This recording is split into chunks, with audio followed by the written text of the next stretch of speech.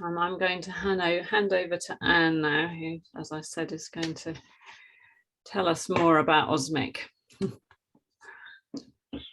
Thank you, Sarah. Yeah, thank you.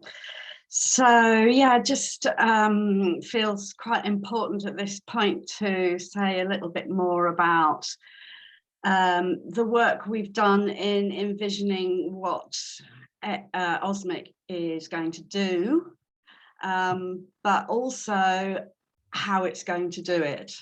So yes, staffing and structure, all that kind of stuff, but really the really getting to the nuts and bolts of how we're going to structure ourselves, what organisational structures we're going to use.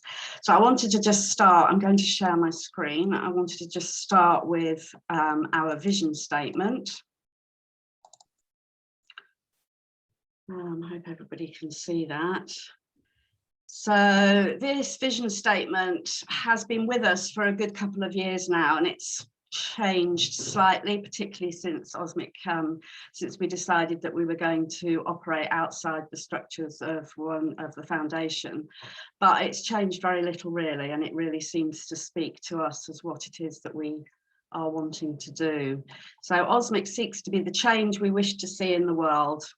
We each minister in individual and diverse ways, responding to local context and our personal calling in the world. We envision a minister body that will be a touching place for the energy of all our diverse ministries, a place where inspiration flows. OSMIC will encourage tender connection between all those ordained by the One Spirit Interfaith Foundation.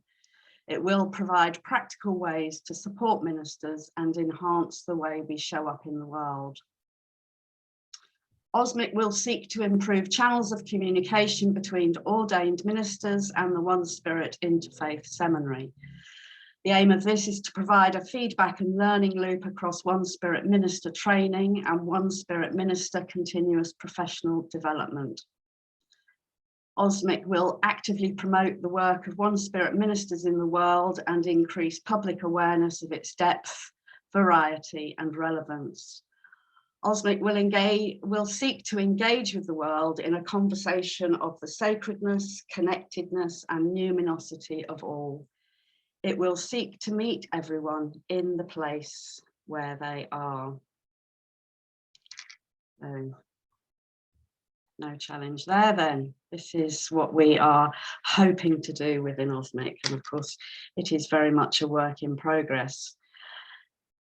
The steering group then started to look at how we're going to structure ourselves as an organisation, and we have really lent into the work of Frederick Laloux, particularly this book, Reinventing Organisations.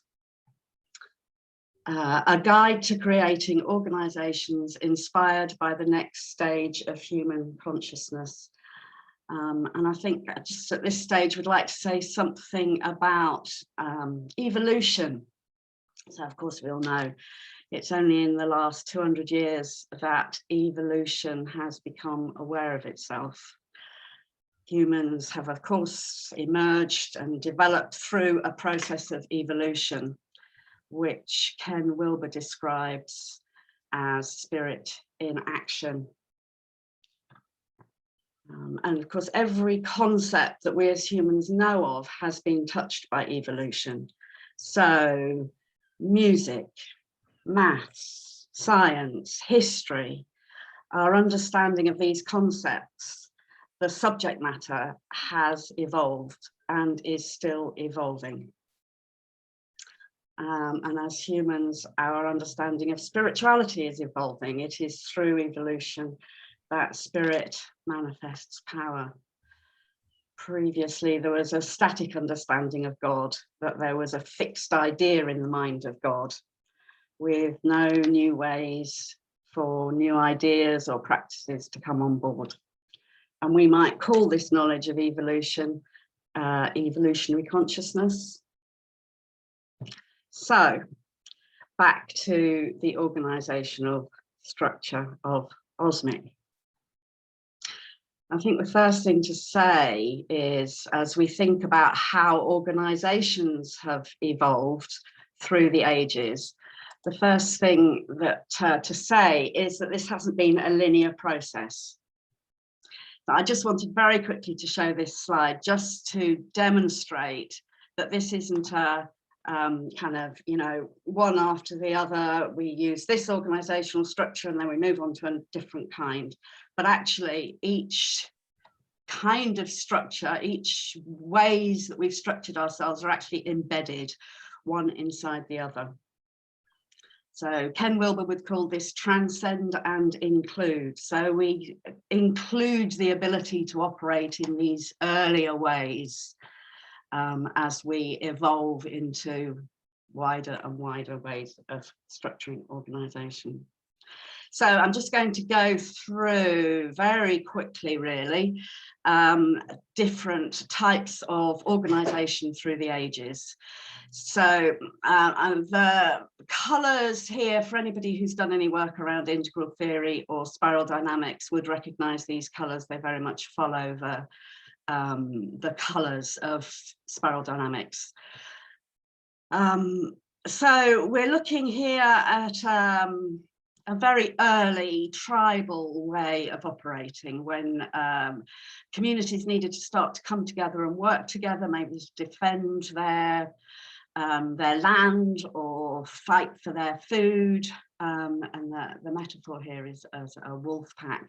And of course, we still see this organisational structure in the mafia and in street gangs, tribal militias. So this way of working is still around. Leadership style is can be seen as predatory. So we then move on to where it became clear as communities were kind of settling down, becoming more static, that organisations needed to do the same. We needed a more long-term view of how we might operate together. And so developed this a conformist organisation. So we see this still in the Catholic Church and the military. Very hierarchical, pyramid-shaped, top-down command and control, paternalistic, authoritative. I'm sure we all recognise those kind of organisations that we still see in our world today.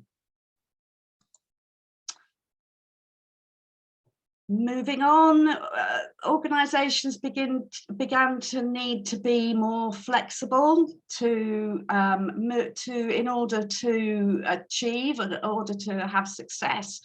It was seen that the ability to be able to do things differently in order to beat the competition, achieve profit and growth. So, we're looking at the scientific era really, metaphor of the machine. So we might think about the Ford company, cars when they were first invented. Very few people could afford them until Mr. Ford came along with his production line and enabled them to be produced much cheaper. And cars became much more widely available. And also at this stage, we are the ability to achieve by merit. So, if you worked hard and brought in skills that were needed, it was more possible to move up through the hierarchy, through the pyramid. And then moving on, we come to Post-Modernism. And the introduction of pluralistic organisations. So still operating within the classic pyramid structure, still hierarchical, but now we have the metaphor of the family. So, and we still see a lot of organisations like this, particularly in the voluntary sector. So we are much more consensus orientated, participative, values driven.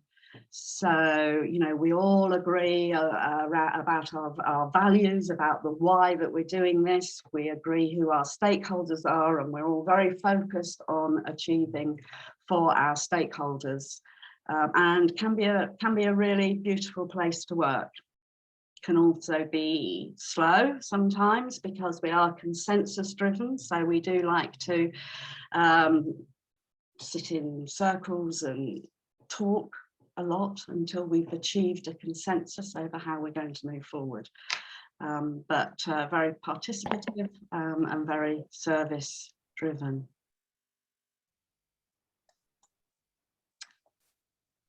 So the next stage, and as you can see, the word evolutionary has now come in, also known as Teal Organizations. And this is the organizational structure that OSMIC are trying to work with. And as it's so new, you know, we're working it out as we go along, and I'm sure we'll make mistakes as we go along. But it seems to work with what it is that we want to, as a steering group, what we want to kind of provide. So we have, as a metaphor for this, a living organism. So we're living and growing and changing and moving with, flowing like water. We might, was one of the metaphors that came into our website blessing last week. The leadership style at this stage, in Teal Organizations, we understand leadership as being something that everybody possesses. So we might use the term leaderfulness. Each one of us within this organization stands in their own leaderfulness, in their own power. Self-management is key. We recognise that there's an evolutionary purpose to all that we do. There is an unfolding, there is a growing towards, or growing, an opening out into. We've replaced a hierarchical pyramid with circles.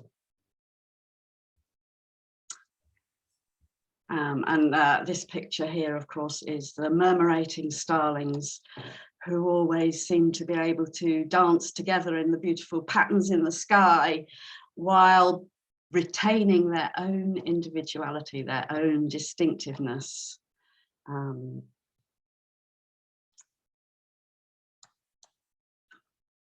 I've borrowed this slide. I should say all the slides that I've used so far have come from the work of Frederick Laloux with permission. This slide has come from Extinction Rebellion just because I like the slide. I think it's very useful to demonstrate how we're moving from this pyramid shape where staff are at the bottom, we have supervisors, middle management, CEO at the top.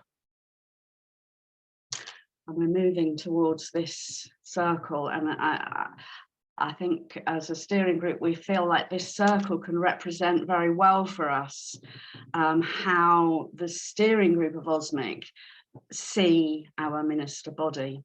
So this wider circle, this largest circle, is all ministers who have been ordained by One Spirit. All ministers who've been ordained by One Spirit. And then within that huge field of exciting beauty, we have smaller circles. So we might have geographical circles, we might have special interest circles, we might have ministers working on their own, you know, and some of these circles might overlap. The steering group, OSMIC steering group, will be one tiny little circle in here. And of course, within each of these circles is autonomous. There's no, you know, any circle at the top or any, each individual minister is autonomous. They have, you know, absolute authority, leadership, leaderfulness to live their ministry, to be the person that they are. But of course, within a circle might have a coordinator who takes on a leadership function. Yeah. And that is how we view the structure of OSMIC. So I just wanted to put this in here at this point, just to quickly mention that financially, we are working with what we call a gift economy, and this seems to fit very nicely with the Teal organisational model. And what it means is that as OSMIC steering group, all that we have to offer is given freely as a gift to whoever needs it. So all the things that we do, the website, social media, events, the buddying, everything, we see it as an offering, as a gift. That, however, means that we are relying completely on financial donations for the upkeep of our work. So this means, I mean, for me, this feels like a very kind of grown-up way to do finance, that we have to each decide for ourselves in our leaderfulness. We have to decide for ourselves, well, what is this worth to me? How much might I donate for what I'm receiving in this moment? And as OSMIC steering group, I think we have to be very trusting and also recognise that we're not going to receive immediately necessarily for something that we've offered today, but that we have absolute confidence and openness and trust that that there is going to be a flow of finance that is going to keep us afloat in our little boat. Yeah, so I will be putting up our bank details later on.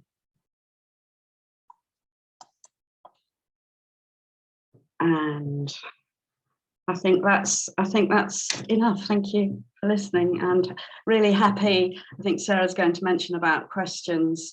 If there are any questions, do put them in the chat and we'll try to address them later. Thanks very much. Back to you, Sarah. Thank you very much, Anne. That was very